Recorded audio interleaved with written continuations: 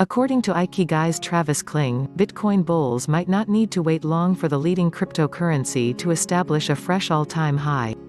In a recent interview with Yahoo Finance, the former Point72 portfolio manager argued that by late 2020 or early 2021, around 18 months from now, the Bitcoin price is likely to have surmounted $20,000 for the first time ever.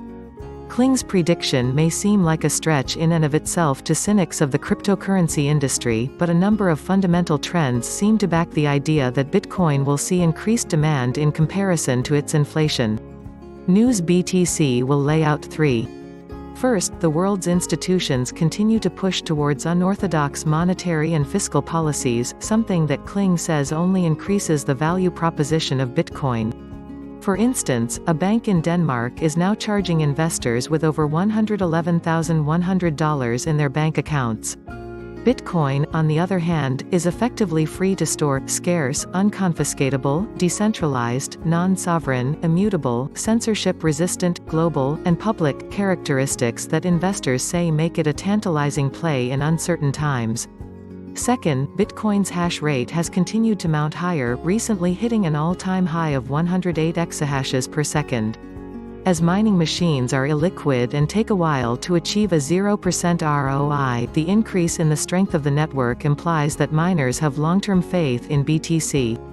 And last but not least, Bitcoin's next halving event. In a recent report, Munich-based financial institution Bayerische Landesbank revealed that the next block reward reduction for the leading cryptocurrency is likely to have an extremely positive effect on Bitcoin's price. Analysts at the bank found that per their analysis of the correlation between a commodity's stock-to-flow new yearly supply over above-ground supply of a commodity ratio and its market capitalization, the next halving will give Bitcoin a fair valuation of $90,000 per coin, implying that the forthcoming halving effect has hardly been priced into the current Bitcoin price of approximately $8,000. Although Kling's medium to long-term outlook is rather lofty, he did take some time to break down why the Bitcoin price took a strong tumble over recent weeks. Analysts have looked to a number of fundamentals events, namely the seemingly lackluster launch of BACT, to describe the Bitcoin breakdown. However, Kling looked to something else, this being the repo market, which is where banks can trade government securities for a short holding period.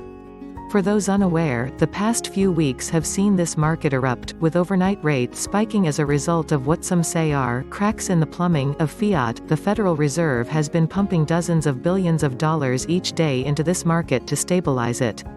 Kling argued that an event of this size, despite being not related to Bitcoin at all, created a ripple effect that recently began to hit the cryptocurrency market. Kling's latest comment is reminiscent of a Twitter thread he published 1 week back, in which he made the same argument: a dollar shortage in global markets, which is a massive event on a macro scale, partially led to the precipitous drop in Bitcoin's price.